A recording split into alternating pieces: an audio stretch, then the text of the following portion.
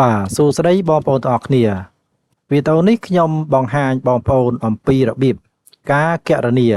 តម្លៃនៅក្នុងវិក័យប័ត្របាទអញ្ចឹងឧទាហរណ៍យើងទៅទិញគ្រឿងកុំព្យូទ័រនៅហាងកុំព្យូទ័រគេបានចេញវិក័យប័ត្រមកបាទនេះគឺទី1នេះគឺ item គឺឈ្មោះរបស់ឧបករណ៍បាទអញ្ចឹងមាន monitor មាន mainboard មាន CPU VGA RAM power supply និង printer អញ្ចឹងឥឡូវនេះពាក្យពេញវា quantity អញ្ចឹងអក្សរកាត់គេដាក់ QTY បាទអញ្ចឹងគឺចំនួនបើថាចំនួន15 monitor ចំនួន15គ្រឿង mainboard ចំនួន7គ្រឿងរហូតដល់ចុងក្រោយនេះគឺ printer ចំនួន3គ្រឿងបាទតោះទៀតកឡោនមួយទៀតនេះគេប្រាប់អំពីតម្លៃមួយបាទអញ្ចឹងunit price in USD បាទប្រាប់តម្លៃមួយបាទន័យថា monitor មួយតម្លៃ$60.10 សេនបាទ$60.10 សេន mainboard តម្លៃមួយ$5.10 សេន CPU មួយតម្លៃ$120បាទនៅក្នុងកលឹមនេះបាទនៅក្នុងកលឹមនេះគឺ amount in USD បាទន័យថាឲ្យយើងរកតម្លៃសរុបតើមានប៉ុន្មានដុល្លារដោយគេប្រាប់តម្លៃមួយចំនួន$60.10 សេនចុះ15គ្រឿងតើតម្លៃសរុបប៉ុន្មានបាទអញ្ចឹងយើងត្រូវវាយស្មើរួចហើយយកមកយើងចុចទៅលើតម្លៃមួយដាក់សញ្ញាគុណបាទចុចលើផ្កាយរួចហើយចុចទៅលើចំនួនទាំងអស់នេះ15នេះរួចហើយចុច enter បាទពេលនោះតម្លៃសរុបវានឹងចេញមកបាទនេះយើងចុចកន្លែង point លើនេះមកចាប់ទាញមកក្រោមអញ្ចឹងវានឹងកណនាឲ្យយើងទាំងអស់តែម្ដងបាទនៅក្នុងកលឹមមួយនេះបាទកលឹមមួយនេះ amount in real ឲ្យយើងរកតម្លៃលុយរៀលអញ្ចឹង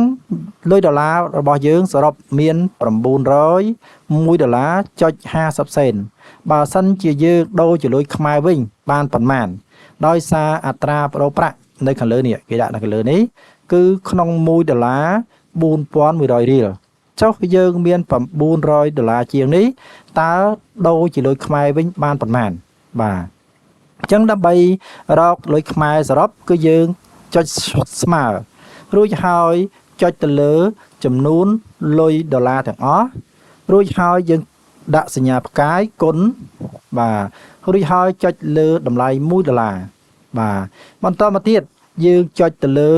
keyboard របស់យើងត្រង់កន្លែង F4 បាទចុច F4 មួយទៅអញ្ចឹងបានន័យថាយើងចងនៅ$4,100នេះបាទអញ្ចឹងពេលដែលយើងចង$4,100នេះពេលដែលយើងទាញមកក្រោមវានឹងកណនាគុណឲ្យយើងរហូតដល់ក្រោមនេះបាទអញ្ចឹងយើង enter មកបាទតម្លៃវានឹងចេញមកហើយបាទយើងចុចទៅលើចំនួនទាំងអស់នៅខាងលើនេះបន្តមកទៀតយើងសេរីចំកន្លែង point នេះណាម៉ៅរបស់យើងសេរីកន្លែង point នេះឲ្យចេញសញ្ញាបូកខ្មៅរួចហើយចុចឲ្យជាប់ទាញមកខាងក្រោមបាទពេលនោះតម្លៃលុយខ្មែរយើងនឹងចេញមកទាំងអស់ហើយបាទនេះបាទបន្តមកទៀតកលឹមនេះគឺ amount in B បើថាឲ្យយើងរកជាលុយបាតវិញបើសិនជាយើងដូរវាជាលុយបាតវិញតើបានប៉ុន្មានយើងមានប៉ុណ្ណេះម៉ឺនបាទនេះប៉ុណ្នេះបាទអញ្ចឹងយើងដូរជាលុយបាតវិញតើបានប៉ុន្មានបាទដើម្បីកណនារកលុយបាតគឺយើងត្រូវវាយស្មើបាទរួចហើយចុចលើចំនួនលុយខ្មែរទាំងអស់ដែលត្រូវដូរបាទនេះចុចទៅលើចំនួនលុយខ្មែរទាំងអស់រួចហើយយកមកចែកដាក់សញ្ញាចែកនៅលើ keyboard របស់យើង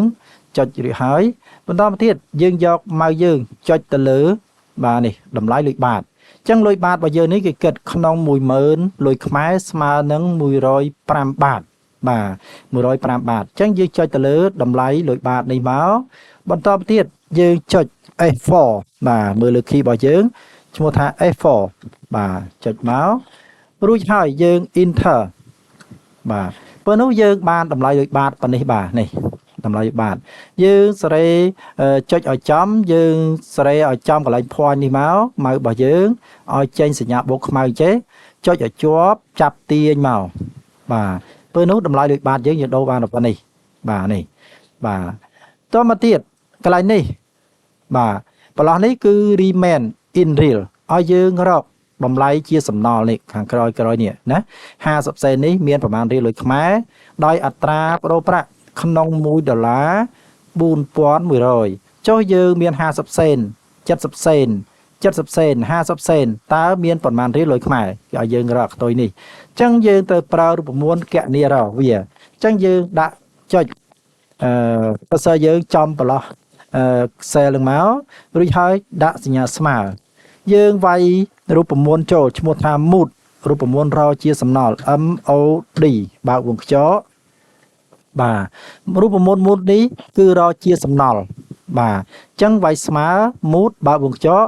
យើងចុចទៅលើលុយខ្មែរទាំងអស់នេះបាទយើងមិនអាចចុចទៅលើដុល្លារទេគឺយើងយកលុយខ្មែរទាំងអស់នេះរួចហើយដាក់សញ្ញាក្បៀសបាទព្រោះរូបមន្តយើងគឺប្រើសញ្ញាក្បៀសនៅក្រោមនេះគឺ mood number ក្បៀស divisor បាទអញ្ចឹងយើងដាក់សញ្ញាក្បៀសបន្តទៀតចុចទៅលើចំនួនតម្លៃ$1បាទបន្តទៀតយើងចុច F4 នៅលើ keyboard របស់យើងចុចមួយមកដើម្បីចងវាបាទន័យថា4100នេះចែកនឹងចំនួនទាំងអស់នៅតាមប្រឡោះរ៉ូនីមួយបាទ enter មកបាទអញ្ចឹងយើងមើលនេះចេញមកនេះអញ្ចឹង50សេននេះស្មើនឹង2050រៀលលុយខ្មែរបាទដុល្លារយើង4100អញ្ចឹង50សេនស្មើនឹង2050រៀលលុយខ្មែរបាទយើងចុចឲ្យចំតម្លៃនឹងមកហើយសេរីកន្លែង point នេះចុចឲ្យចំកន្លែង point ឲ្យចេញសញ្ញាបូកខ្មៅចេះចុចឲ្យជាប់ចាប់ទាញមកក្រោមបាទពេលនោះតម្លៃវានឹងចេញឲ្យយើងហើយបាទគណនាអញ្ចឹងកន្លែងដល់0គឺដោយសារវាអត់មានខ្ទុយនៅសល់នេះបាទតែនេះគឺ0ណា$0ឡើយនេះគឺ$0ដែរអញ្ចឹងចេញមកសំណល់មកគឺ0ដែរនេះ0គឺចេញមក0អញ្ចឹងបើសិនជាមានសំណល់ដូចជា70សេននេះវាស្មើនឹង2870រៀលលុយខ្មែរបាទនៅខាងក្រោមនេះ total បាទ total នេះគឺសំដៅទៅលើឲ្យយើងសរុបជាលុយដុល្លារទាំងអស់នេះតើមានចំនួនប្រមាណសរុបលុយខ្មែរទាំងអស់នេះមានចំនួនប្រមាណសរុបលុយបាតនេះមានចំនួនប្រមាណហើយសរុបលុយសំណល់សល់នេះមានចំនួនប្រមាណអញ្ចឹងសរុបគឺយើងត្រូវចុចឲ្យចំប្រឡោះឡើងដល់ត្រូវរោនេះរួចហើយវាយស្មើយើងវាយរូបមន្តសាំចូលសាំបាទសាំគឺរូបមន្តសរុប total បាទគឺប្រើរូបមន្តសាំអញ្ចឹង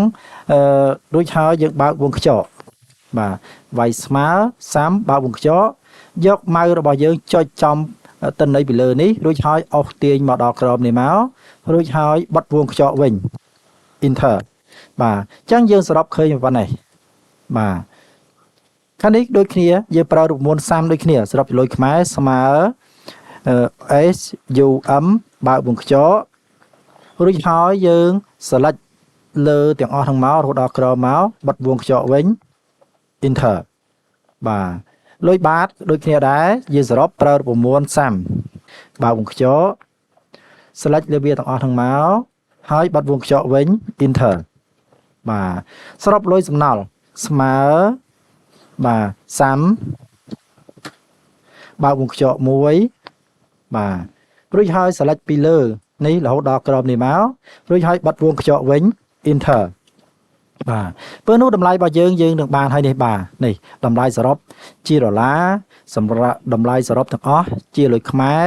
តម្លៃសរុបទាំងអស់ជាលុយបាតតម្លៃជាសំណល់ទៅខាងក្រោយនេះបាទ